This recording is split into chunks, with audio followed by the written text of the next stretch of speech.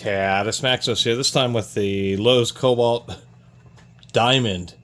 I totally clickbaited with the AI in the title, but these are their Diamond Torque Zone Biomechanical screwdriver set with a diamond grip tips and bolsters. We'll give them credit for that. So for 20 bucks, overall, I'm going to say, the short of it is, I do like the handles, to tell you the truth. Seems strange and initially uncomfortable having a hex handle that has all these kind of ridges, but this is a soft overmold, and kind of the way that they're designed, you really get a good grip on them. Really surprising. Even compared to aggressive acetate handles, the sharper ridges aren't so bad when it's soft, and there's just a lot of places, these little indentations your fingers really get a good grip onto, just in the body of the palm of your hand, and around the pads there, they kind of sink in. Your thumb has like a nice little area here to sit in. Your smaller fingers, these angle the opposite direction, so they're both designed to really give you a good grip, really good purchase when you're trying to unscrew something. Even if you're pressing down real hard and grabbing it like this, you just get an amazing amount of grip. And the same thing when you're trying to tighten, because then your thumb is pressing against one of these kind of larger areas where they're angled this way. You probably need an AI to actually design a better handle, and that's really surprising coming from Lowe's. I'm not a big fan of Lowe's. I don't shop there much, but I decided to stop in. I think I've seen the shelf space on these, but they're always sold out for some reason. But they're 20 bucks. But I'm not joking. They have engineered torque zones, biomechanics. Each facet is optimal resting, provides optimal resting area. I will give them credit, they are made in Taiwan. They're not actually Chinese, which you would really expect from Lowe's. Do appreciate red and yellow caps. Not just caps, but actually both ends of the screwdriver. I'll give them credit for that. A lot of brands have been doing colored handles, but these are against the the black. They really stand out. Also, interestingly, the bolsters are actually pretty large. This is like a 12 millimeter or a 7/16 bolster on the number 3 screwdriver, or number 3 Phillips. I did want to quickly mention, I've even criticized Lowe's, and maybe they've heard enough of the criticisms, because I know these have been out for a couple years, but interestingly enough, they say they now are advertising straight up hassle-free guarantee. Purchase, let's see here. Should ever have a problem, period, return to place of purchase for free replacement, no questions asked. That's like a Craftsman-esque kind of warranty statement, so I'll give them some credit for that. Diamond grit screwdrivers are the kind of things that add additional expense for not a lot of additional benefit. Initially, yes, the idea is that you have a fine, hard grit, that when you're using it on screws, that grit acts like sandpaper and provides just a little bit of extra traction, helping prevent the screwdriver from slipping. And it actually initially is valid. Having a grit surface on either a flathead or a Phillips is going to help retain screws. The problem is that as soon as you turn a few screws, it's a very high pressure area at the tips of screwdrivers, and it just compresses and knocks off the diamond coating. But I did want to compare the Kobalt's diamond coating to Quinn's attempt at a diamond coated screwdriver and Stanley's. And surprisingly enough, all these diamond coated, or almost all of them, are black shanks, but not quite. I think the Lennox ones are actually silver shanked. I was going to mention that the Quinn's just use a square shaft. The Stanley Fat Maxes aren't bolstered at all. And of course, the Lowe's use this hex. As much as I kind of like the idea of the hex, maybe they should have just went with a plain hex shank. Although there's two sides to that. And that second side is, if we compare to, say, this Quinn, there's a lot of times you're using screwdrivers and electronics and things where the screws are down in a hole.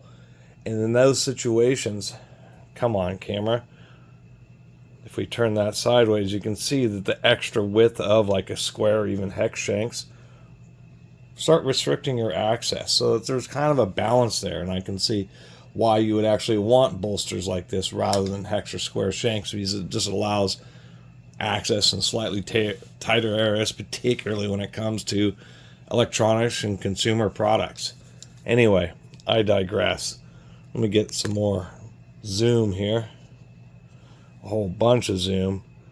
So we have the Fat Max, we have the Quinn, and we have these Kobalts. Pretty fine coating on the Fat Max. I would say it's about average on the Quinn here. And I would say the Kobalt maybe is just using a little bit coarser grit. And otherwise, seems about average.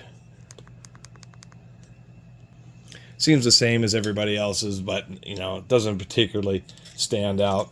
I guess if we're going to take another closer look, like the Stanley and the Quinn, I actually like the slightly more squared off tips. What I mean by that here, I have the Milwaukee Demolition Phillips. If we look at the Milwaukee here, you can see how the tip gets just really thin at the end of the Phillips, where you get a little bit more width. It's a little bit straighter wall, more squared, more like a GIS type driver. So initially these may not fit quite as deeply in the screws, but they tend to resist cam out better.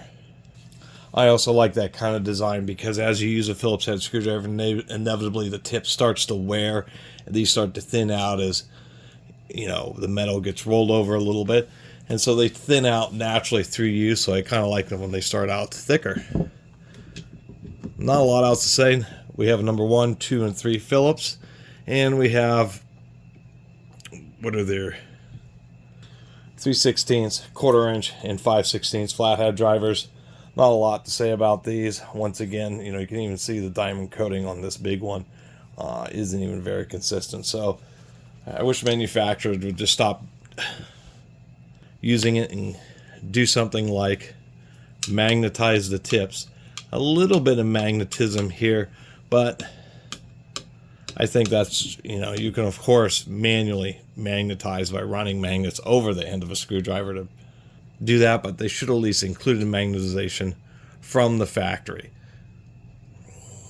The last thing is evidence of a little bit of cheapness. You can see where this rolls over a little bit, so you have this bolster, and that is a forged aspect, and then they have the stem, and it only goes about this far up, and the stem is probably this size in diameter, maybe a little small, just because the tabs, you know, if they're only going this far, they're going to have like 2 squished tabs on each side of the steel to prevent it from slipping. And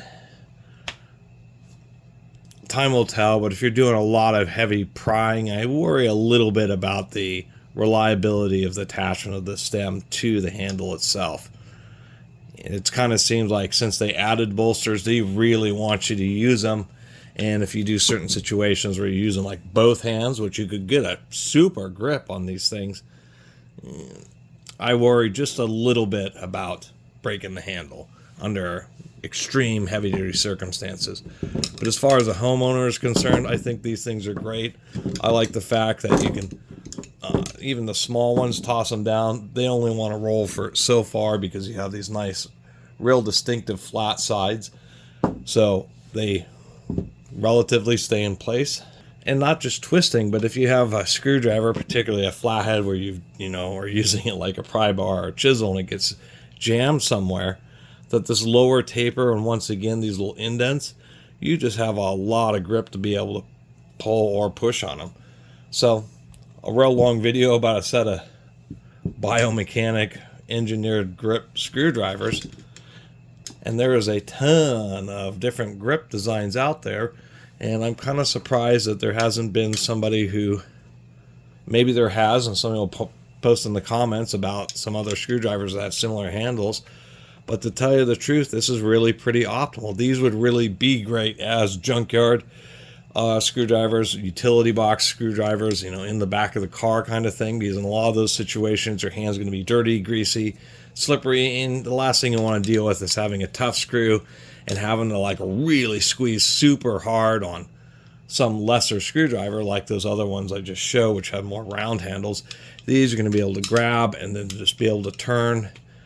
And those kind of little hassles, particularly in frustrating situations, actually, you know, reduce frustration.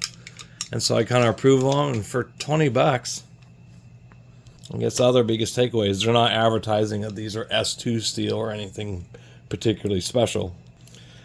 But I think it's actually an overall halfway decent screwdriver set. Anyway, thanks for watching.